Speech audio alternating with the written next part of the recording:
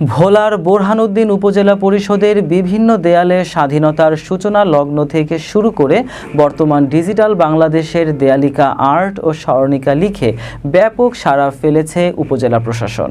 স্বাধীনতার মাসে এ ধরনের উদ্যোগ গ্রহণ করায় বোরহানউদ্দিন উপজেলা নির্বাহী অফিসার মোহাম্মদ রায়হানুজ্জামানকে অভিনন্দন জানিয়েছেন সুশীল সমাজ, বীর মুক্তিযোদ্ধা সহ আপামর জনতা। এ বিষয়ে উপজেলা নির্বাহী অফিসার বলেন, বোরহানউদ্দিন উপজেলা পরিষদের বিভিন্ন দেয়ালে স্বাধীনতার সূচনা লগ্ন থেকে শুরু করে বর্তমান ডিজিটাল বাংলাদেশের দেয়ালিকা আর্ট ও স্মরণিকা লিখার দরুন বাচ্চারা এবং জনসাধারণ এখানে হাঁটার সময় কিছু শিখতে পারবে। বোরহানউদ্দিন উপজেলার সাবেক মুক্তিযোদ্ধা কমান্ডার আসমত আলী মিয়া বলেন, আমাদের ভবিষ্যৎ প্রজন্মকে ভাষা আন্দোলন থেকে শুরু করে মুক্তিযুদ্ধের বিষয়গুলো দেয়াল লিখনের মাধ্যমে তুলে ধরায় আমরা গর্বিত।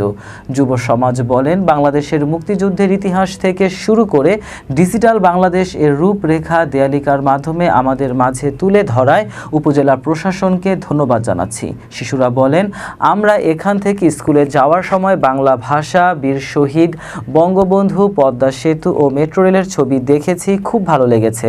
দেখা গেছে প্রতিবন্ধী শিশুরা ইশারায় বিভিন্ন ছবির বিষয়ে একে অপরের সাথে কথা বলছে।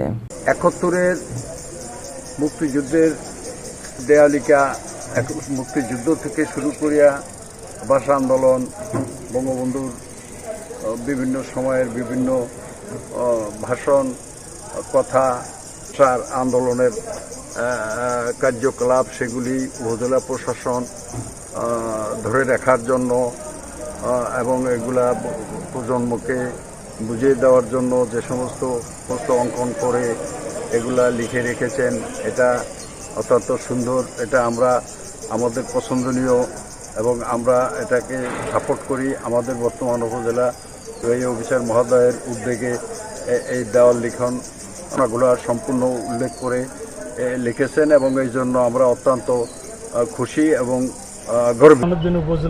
উপজেলা প্রশাসন থেকে অত্যাধুনিক ডিজিটাল পোস্টারের মাধ্যমে বোরহানউদ্দিনবাসীকে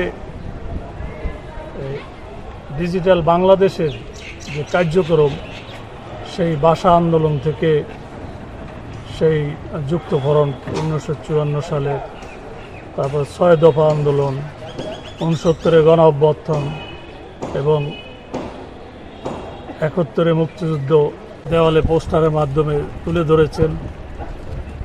প্রশাসনের পক্ষ থেকে ১০০ বছরের যে বাংলাদেশের প্ল্যান, সেই প্ল্যান ডিজিটাল করার যে লক্ষ্য, সেসব লক্ষ্য নিয়ে ধন্যবাদ দিতে হয়। এই উপজেলা চত্বরে আমরা এই রোডের পাশ দিয়ে আমরা যারা যাতায়াত করি, আমাদের বাচ্চারা যারা যাতায়াত করে, তারা বই পুস্তকই শুনছে। যেমন এই চিত্রগুলো আপনি দেখলে খেয়াল করবেন, ৫২ থেকে শুরু করিয়া ৫২, তারপরে আমরা ৬ দফা, ৬৬, ৬ দফা, ৬৯-এর গণ অভ্যুত্থান, এইভাবে দেখতে যেতে ৭১-এর মুক্তিযুদ্ধ, ডিজিটাল বাংলাদেশ, তারপরে আমরা মেট্রো রেল প্রজেক্ট করি। মোটামুটি এই জন্য ধারাবাহিক যে ইতিহাস ঐতিহ্য আমাদের আছে, এটা ফলাফল চিত্রের মাধ্যমে মোটামুটি তারা